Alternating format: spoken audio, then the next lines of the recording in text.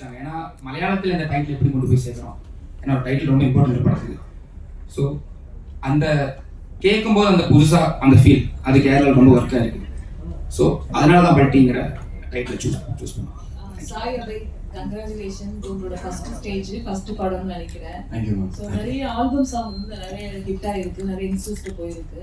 இப்போ அப்கமிங்ல பாத்தீங்கன்னா ஆர்ஜே பாலாஜி படங்களா இருக்கும், சூர்யா சார் படங்கள், நிறைய பெரிய படங்களா பண்றீங்க. ஆல்பம் சாங் பண்றதுக்கும் படங்களுக்கு ஒர்க் பண்றதுக்கும் என்ன டிஃபரன்சியேஷன் இருக்கு? சிமிலராக தான் இருக்குது. ஏன்னா லைக் இப்போ இருக்கிற டிரெக்டர்ஸ் அண்ட் எல்லாருமே வந்து ஃப்ரெஷ்னஸ் ரொம்ப விரும்புகிறாங்க. ஸோ அந்த ஃப்ரெஷ்ஷாக நம்ம ஏதாவது ட்ரை பண்ணணும்னு நினச்சா அது ரொம்ப அலோவ் பண்ணுறாங்க, அந்த மாதிரி ஒர்க் பண்ண அலோவ் பண்ணுறாங்க இல்லையா. ஸோ அது அந்த டிஃப்ரென்ஸ் வந்து அது கிரியேட் பண்ணுது. ரொம்ப லிபரேட்டிங்காகவும் இருக்கும், அட் த சேம் டைம் அந்த கதைக்கு ஏற்ற மாதிரியும் பண்ணுற மாதிரி இருக்கும். சிமிலராக தான். ஐயோ இல்லைங்க, அவர்லாம் நிறையா பண்ணிட்டாரு. நான் இப்போ தான் ஆரம்பிச்சிருக்கேன். உங்களோட ப்ரேயர்ஸ் அண்ட் பிளெஸிங்ஸில் இன்னும் நிறையா நல்லா ஒர்க் பண்ணணுமே தவிர காம்படிஷன் அதெல்லாம் ஒன்றுமே இல்லை. இன்னும் நிறையா இருக்குது. சாந்தனு சார் மலையாள படம் அப்படின்னால கேட்கணும். மலையாளத்தில் இப்போ சூப்பர் ஹிட்டான படம் லோகா அப்படின்னு ஒரு படம். லோகா 250 கோடிக்கு மேலே இதாயிருக்கு. அது ஹைலைட்டான ஒரு விஷயம் அப்படின்னா இந்த கிளியே கிளியே அப்படின்னு ஒரு சாங் பூர்ணிமா அந்த பாடல் கிட்டத்தட்ட 42 வருஷம் கழிச்சு இன்னும் பேசப்படுது. அது காரணம் என்ன நினைக்கிறீங்க? உங்க படங்கள் ஒரு 42 வருஷம் கழிச்சு உங்க படங்களும் உங்க பாட்டும் அம்மா படம் மாதிரி அப்பா படம் மாதிரி பேசப்படுமா? அந்த பழைய பாட்டு இன்னைக்கு பேசப்படுறதுக்கு என்ன காரணம் நினைக்கிறீங்க சார்? ஃபர்ஸ்ட் லான்ச் ஆகி 17 வருஷத்துக்கு அப்புறம் இன்னமும் என்னோட பாட்டு டாக்ஸி வந்து இருக்கு. அதுக்கே நான் வந்து ஒரு பெரிய பிளெஸிங்காக எடுத்துக்கிறேன். ரஹ்மான் சாருக்கு அதுக்கு ஒரு பெரிய தேங்க்ஸ். அதுக்கப்புறம் நம்மளோட பாட்டு இதெல்லாம் வந்து பேசப்படுமா இல்லைன்னு தெரியல. 40 வருஷத்துக்கு அப்புறம் நம்ம இன்னும் இண்டஸ்ட்ரியில் வந்து ஒரு நல்ல நடிகர்னு ஒரு பேர் எடுத்தாலே ரொம்ப பெரிய விஷயமா நான் எதிர்பார்க்குறேன் நான். ஸோ அந்த பிளெஸிங் எனக்கு கிடைச்சாலே நான் போதும்னு பார்க்குறேன். நான் முன்னாடியே சொன்ன மாதிரி வெற்றி அப்படிங்கிறது நிறைய பெர்ஸ்பெக்டிவ்ல தீர்மானிக்கப்படுது. பட் என்றைக்குமே வந்து நம்ம யார் எந்த வீட்டிலேருந்து வரோம், எந்த பேக்ரவுண்ட்லேருந்து வரோம் முக்கியம் இல்லாமல் டெடிக்கேட்டடாக ஹார்ட் ஒர்க்கோட நம்ம வந்து உழைச்சிக்கிட்டே இருந்தோம்னா ப்ரெஸ்ஸும் சரி பப்ளிக்கும் சரி என்றைக்குமே சப்போர்ட் பண்ணிக்கிட்டே இருக்கீங்க. ஐ திங்க் அதனால தான் நான் சொன்னேன், அந்த சாந்தனு பாக்யராஜ் அண்ட் சாந்தனு ஆரம்பிச்சும் போது சாந்தனு பாக்யராஜாக ஆரம்பித்தேன்.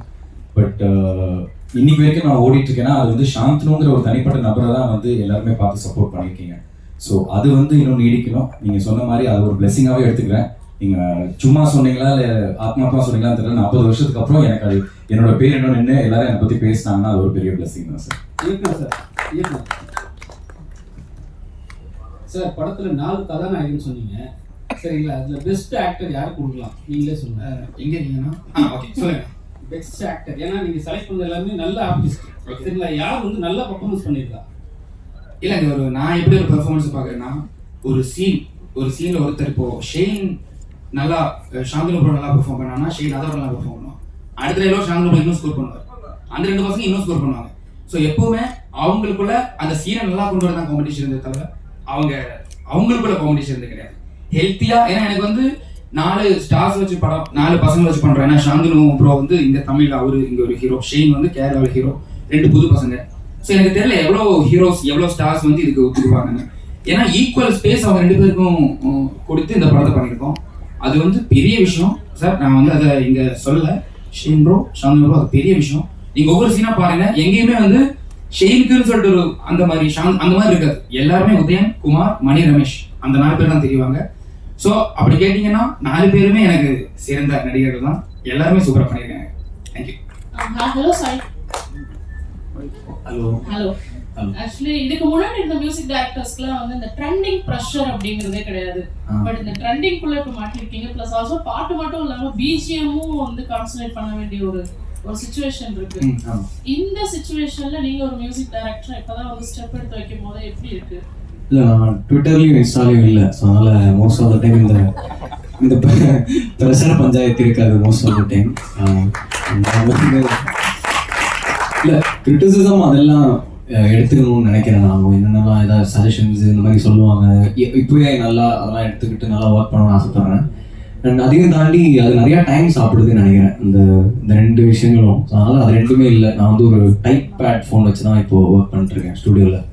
So communication only through that. Hello Shen, welcome to Chennai. So actually நீங்கள் வந்து ரொம்ப செலக்டிவாக தான் அதர் லாங்குவேஜஸில் மூவி செலக்ட் பண்ணுறீங்க. நிறைய ஸ்டோரிஸ் வந்திருக்கும். என்ன ஸ்டோரியில் இருந்தால் உங்களை இம்ப்ரெஸ் பண்ணலாம்? நீங்கள் வந்து ஓகே சொல்லுங்கள். என்ன ரோல் எப்படி இருக்கணும், எப்படி கதை சூஸ் பண்ணுவீங்க? ஆக்சுவலி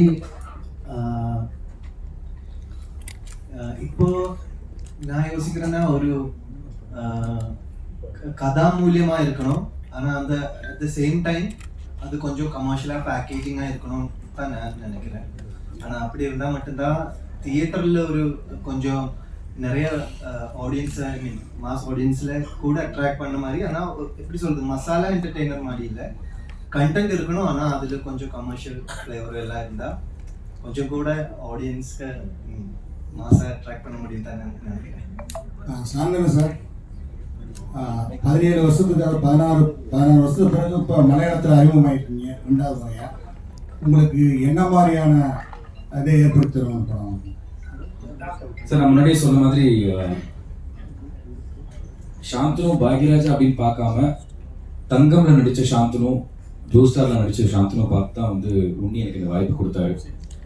ஸோ அதுவே எனக்கு ஒரு பெரிய வெற்றியாக நான் ஃபர்ஸ்ட் நான் பார்க்குறேன். அது ஒரு வெற்றியாக பார்க்குறப்போ கண்டிப்பாக இந்த குமார் கதாபாத்திரத்தில் இது நான் ஆக்சுவலாக ப்ளூ ஸ்டார் கூட நான் நிறைய கம்பேர் பண்ணியிருக்கேன், சில இன்டர்வியூஸில் பேசியிருப்பேன். ப்ளூ ஸ்டார் அந்த ராஜேஷ்ங்கிற கதாபாத்திரத்துக்கு எத்தனை கிராஃப்ஸ் இருந்துச்சோ அவ்வளோ ஸ்கோப் இருந்துச்சு எனக்கு பெர்ஃபார்ம் பண்ணுறதுக்கு. பிகாஸ் ஃப்ளாட்டாக ஒரு இமோஷனில் ஒரு கிராஃபில் போகாமல் ஒரு கதாபாத்திரத்துக்கு நிறைய கிராஃப்ஸ் வரப்போ வந்து நம்ம பெர்ஃபார்ம் பண்ணுறதுக்கான ஸ்கோப் இருக்கும், நிறைய இமோஷன்ஸ் காட்ட முடியும். அந்த மாதிரி வந்து இந்த குமார் கதாபாத்திரம் வந்து ஒரு பெரிய கிராஃப் இருக்குது, ஏகப்பட்ட இமோஷனல் சேஞ்சஸ் இருக்கும். ஃப்ரெண்ட்லியாக இருப்பான், திடீர்னு நெகட்டிவாக இருப்பான், திடீர்னு ஒரு கில்ட் ட்ரிப்புக்குள்ளே போவான், அதுக்கப்புறம் எதையுமே சமாளிக்க முடியாத ஒரு சூழலை மாட்டிக்கிற மாதிரி ஒரு சுச்சுவேஷன் இருப்பான். ஸோ இது ரொம்ப ஒரு ட்ரிக்கியான ஒரு கேரக்டர். ஒரு ஒரு ஒரு கத்தி மேலே நடக்கிற மாதிரி லைட்டாக இப்படி ஸ்லிப் ஆச்சுன்னா அவன் நெகட்டிவ் ஆயிடுவான், இல்லை அப்படி ஸ்லிப் ஆச்சுன்னா ரொம்ப பாசிட்டிவாக தெரியுமா. ஸோ ரெண்டுத்துக்கும் நடுவில் பெர்ஃபார்ம் பண்ணணும். அதை நான் எந்த அளவுக்கு பண்ணியிருக்கேன்னு தெரில, நீங்களாம் தான் பார்த்துட்டு சொல்லணும். பட் டைரக்டர் அண்ட் ப்ரொடியூசர்ஸ் எல்லாருமே படம் பார்த்துட்டு அவங்க ரொம்ப ஸ்ட்ராங்காக பிலீவ் பண்ணுறாங்க. இது மலையாளத்தில் வந்து எனக்கு கண்டிப்பாக இதுக்கப்புறம் உங்களுக்கு நிறைய கால்ஸ் வரும். அண்ட் என்ன பர்டிகுலராக நம்ம சொல்லியிருக்காங்கன்னா தயவு செஞ்சு என்கிட்ட கேட்டு அடுத்து கமெண்ட் பண்ணுங்க. பிகாஸ் இந்த படம் பல்டி ரிலீஸ் ஆனதுக்கப்புறம் உங்களுக்கு நிறைய கால்ஸ் வரும் மலையாளத்தில். ஸோ அதை வந்து கரெக்டாக சூஸ் பண்ணி எடுத்தீங்கன்னா உங்களுக்கு மலையாளத்தில் ஒரு பெரிய கிராஃப் ஏறும்னு சொல்லியிருக்காங்க. ஸோ நம்மளுக்கு எல்லா சினிமா ஒன்று தாங்க, தமிழ் சினிமா இருக்கட்டும் மலையாள சினிமா, அது எடுத்துகிட்டே நடிக்க மட்டும் தான் நம்ம ஆசைப்பட்டு வரோம். நம்மளோட உழைப்பு மட்டும் தான் நம்மளால போட முடியும். சக்ஸஸ்ங்கிறது அதெல்லாம் தாண்டி பட் அந்த உழைப்பு நம்ம 100% போட்டுகிட்டே இருந்தோம்னா அதுதான் இன்னைக்கு எனக்கு 17 வருஷம் கூட்டு வந்திருக்கு. அதை நான் ஸ்ட்ராங்காக நம்புறேன்.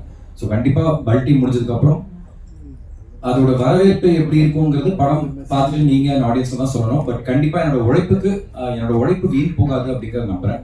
அது அந்த உழைப்புக்கு இவங்கெல்லாம் ஒரு வாய்ப்பு கொடுத்தா எனக்கு அதில் ஒரு பெரிய நன்றி சொல்லிக்கலாம் சார். டைரக்டர் உன்னி சார், செல்வராகவன் வந்து அவர்கிட்ட கதை சொல்றதுக்கு நீங்கள் பயந்தீங்க, இங்கே தான் செல்வராகவன் கதை சொல்லவே பயந்தீங்க, அவர்கிட்ட இப்போ வேலை வாங்கியிருக்கீங்க. அவருடைய கேரக்டர் பேர் என்ன, அவர் என்ன மாதிரி கேரக்டர் நடிச்சிருக்காரு? அவருடைய கேரக்டர் பேர் பொத்தாமரை பைரவன். அவர் வந்து இதில் ஒரு என்ன சொல்றது, ஸ்பாயில் பண்ணக்கூடாது, ரேண்டமனிஸ்ட், ஒன் ஆஃப் ரேண்டமனிஸ்ட். அதை விட புதுசாக ஒன்று பண்ணியிருக்காரு.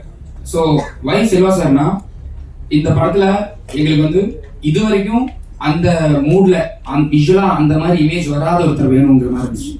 ஸோ அதனால தான் செல்வா சார் சூஸ் பண்ணோம். ஸோ அவர் நிறைய நல்லா பண்ணியிருக்காரு. இதில் எனக்கு மெமரபிளான மூமெண்ட்ஸ் எப்படின்னா, எல்லாருக்கும் எல்லா டேரக்டருக்கும் வந்து எல்லாருக்கிட்டையும் ஒர்க் பண்ணும்போது செல்வா சார் மட்டும் கால் ஷீட் மட்டும் நான் தேடி பார்ப்பேன், நாளைக்கு வராதா 20-22 நாள் ஒர்க் பண்ணியிருக்காரு நம்ம கூட. ஸோ என்னன்னா நான் கேட்டுருக்காங்க சார் வந்து ஸ்போர்ட் எல்லாம் நீங்கள் பார்க்குறதுல என்ன சார், இல்லை ஒன்று அது தெரியும் எனக்கு எப்படி வருது படம் எப்படி வருது எனக்கு தெரியும். அதுதான் எனக்கு வந்து ஃபர்ஸ்ட் கிடைச்ச அவார்ட் செட்டில். ஐ திங்க் 50வது 60வது நான் கேட்டேன், சார் இவ்வளோ நாள் படம் முடிஞ்சிருக்கு நீங்கள் ஒரு சீன் வந்து பார்க்கல, இல்லை ஒன்று எனக்கு தெரியும்னு சொன்னார். அது பெரிய விஷயம். ஸோ செல்வா சார் கேரக்டர் வந்து இதில் மலையாளம் பேசியிருக்காரு, அது பெரிய surprise. I think trailer 21 release பண்ணுறோம், அதில் உங்களுக்கு தெரியும். அவரும் என்னன்னா அந்த பார்டரில் இருக்கிற கேரக்டர் தமிழ் பேசணும், தென் மலையாளம் தமிழ் சாயலில் பேசணும். அவருக்கும் அது சேலஞ்சிங்காக இருந்துச்சு. தென் ஃபர்ஸ்ட் நான் கேட்டேன் சார் சில டைலாக்ஸ் தமிழுக்கு மாற்றணும், இல்லை நான் மலையாளமே பேசுகிறேன் சொல்லிட்டு நிறைய எஃபர்ட் எடுத்து அவரும் மலையாளம் பேசியிருக்காரு. சிம்பிளாக சொல்லணும்னா டெவலிஷ், அதான் செல்வா சார் கேரக்டர். இதில் நான் சொல்லுவேன். Director. Yes, சொல்லுங்க. Congratulations. Thank you. Teaser looks fantastic. Shantu in particular, you look very, very good. Thank you. Okay, coming back to it. உங்க படம் வந்து this is about கபடி இல்லைங்களா? Pro kabaddi is going on right now, and இன்னொரு பக்கம் traditional kabaddi இருக்கு. There's a slight difference between both areas of the sport. இந்த படத்துல நீங்க எந்த ஃபார்ம் ஆஃப் கபடியை வந்து டீல் பண்ணியிருக்கீங்க. ஒன்று. ரெண்டு, the inspiration for the story. எங்கிருந்து where did the story start from? What was the spark for the story? And two, usually Malayalam has very good writers. In fact, most of your films work big time because you have specialists for that. உங்க படம் நீங்களே எழுதியிருக்கீங்க. Have other writers contributed, helped in any way? Sir first question answer வந்து இப்போ நம்ம ஒரு kabaddi first வந்து பல்ட்டி வந்து கபடி படத்தை தாண்டி கபடி இதுல ஒரு கேரக்டர் எலிமெண்ட் மாதிரி இருக்கும். ஏன்னா ஃபர்ஸ்ட் நம்ம ஒரு ஸ்கிரிப்ட் எடுக்கும்போது டான்ஸ்ங்கிறத பிளான் பண்ணுவோம் இல்லையா. ஒரு ஸ்போர்ட்ஸ் படம்னா கிளைமேக்ஸ் வந்து அந்த ஹீரோ அந்த ஸ்போர்ட்ல ஜெயிக்கிறானா இல்லையா, அந்த மாதிரி இருக்கும் நிறைய. அதையே பிரேக் பண்ணியிருக்கோம். ஏன்னா கபடி இதுல இருக்கு, ஆனா இது வந்து ஃபுல் அண்ட் ஃபுல் கபடி படம் கிடையாது. பட் கபடி இருந்திருக்கும். கபடியோட எலிமெண்ட்ஸ் படம் ஃபுல்லா இருக்கும். அப்புறம் ப்ரோ கபடி நம்ம வந்து ஆல்மோஸ்ட் 90 இல்ல 100% தமிழ் சினிமாவில் வந்த எல்லா கபடியும் நம்ம மண்ணில தான் பார்த்துருக்கோம். ஏன்னா அந்த மாதிரி தான் பண்ணியிருப்பாங்க. எங்களுக்கு என்னன்னா நிறைய ஜம்ப்ஸ் நிறைய ட்ரிக்ஸ் யூஸ் பண்ண வேண்டியதா இருக்கு. இப்போ எப்படி சொல்லணும்னா அதுக்காகவே ஒரு எக்யூப்மெண்ட் கொண்டு வந்து அந்த மாதிரி ஷூட் பண்ணோம். இப்போ ஷெயின் வந்து ரைட் போனா ரைட் போய் திருப்பி வர வரைக்கும் சிங்கிள் ஷாட்ல எல்லாம் பிளான் பண்ணிருக்கோம். ஏன்னா இந்த படத்துல கபடியை காமிக்கிறோம். அப்போ ஒரு ஸ்டடி ஒரு ஆர்டி பண்ணும்போது பின்னாடி போகும்போது கபடி எல்லாத்தையும் பார்க்கும்போது புதுசா என்ன பண்ணலாம் போது ஓகே நம்ம வந்து இதை ப்ரோவா பண்ணலாம், மேட்ல பண்ணலாம். ஸோ அப்படின்னா நிறைய ட்ரிக்ஸ் பண்ண முடியும். அந்த இன்ஜுரி அது அந்த பிரச்சனை வராது சொல்லிட்டு நாங்க ப்ரோவோடைய விதிமுறைகளை யூஸ் பண்ணியிருக்கோம். தென் சேம் டைம் அந்த லோக்கல் டச் விடக்கூடாது அந்த கமெண்ட்ரியில. ஏன்னா இப்போ ப்ரோ பார்த்தீங்கன்னா கமெண்ட்ரி வேற மாதிரி இருக்கும். நம்ம வந்து இந்த கபடியை நம்ம மக்களுக்கு கொடுக்கும்போது அந்த கபடியில் இருக்கிற அந்த நார்மல் லோக்கல் கபடியில் இருக்கிற அந்த ஃபிளேவர், அந்த டைலாக்ஸ், அந்த குசும்பு எல்லாமே வேணும். ஸோ அதுவும் இருக்கும் இது இருக்கும், ரெண்டும் மிக்ஸ் பண்ணி தான் பண்ணியிருக்கோம். என்ன இதில் கபடியில் புதுசாக இருக்குன்னா அந்த ரைட்ஸ் எல்லாமே நேஷனல் பிளேயர்ஸ் தான். இப்போ இதில் 4 பசங்கன்னு சொன்னால ஒரு பிளேயர் வந்து இந்தியன் பிளேயர் ஜெக்சன், அவர் இந்தியா அண்டர் 19 ஐ திங்க் விளையாடிருக்காரு. ஸோ தென் இதில் ஆப்போசிட் டீம் சில்வாசர் டீம் பொறுத்தவரை கபடி குழு ஐ திங்க் அது வரல, இன்னும் ட்ரைலரில் வந்துடும். அதில் வந்து ஐ திங்க் 7 பிளேயர்ஸ் வந்து ப்ரோவில் விளையாடினாங்க. ஸோ அதுவே வந்து எங்களுக்கு ரொம்ப இன்ட்ரெஸ்டிங்காக இருந்துச்சு. நிறைய ஆக்டர்ஸை சூஸ் பண்ணி அவங்களுக்கு கபடி கற்றுக்கிறத கபடி விளையாட எல்லாரையும் கொண்டு வந்துடலாம்னு சொல்லிட்டு ப்ராப்பரா கொஞ்சம் ப்ரொஃபஷனலாக தான் கபடியை ட்ரீட் பண்ணியிருக்கோம். தென் ரெண்டாவது கேள்வி ரைட்டிங். இப்போ வந்து முதல் படம் மட்டும் சார் எப்படின்னா நம்ம வந்து 5 வருஷம் 6 வருஷம் எவ்வளோ வருஷம் நம்ம அதை யோசிப்போம்னு தெரியாது. ஏன்னா முதல் படத்தோடைய கதை அதுக்கு டைம் லைன் இல்லை. நான் 20 வயசுல ஃபர்ஸ்ட் டேரக்டரானே யோசிச்சேன்னா அப்போ இருந்து என் மைண்டில் ஐடியா வந்திருக்கும்.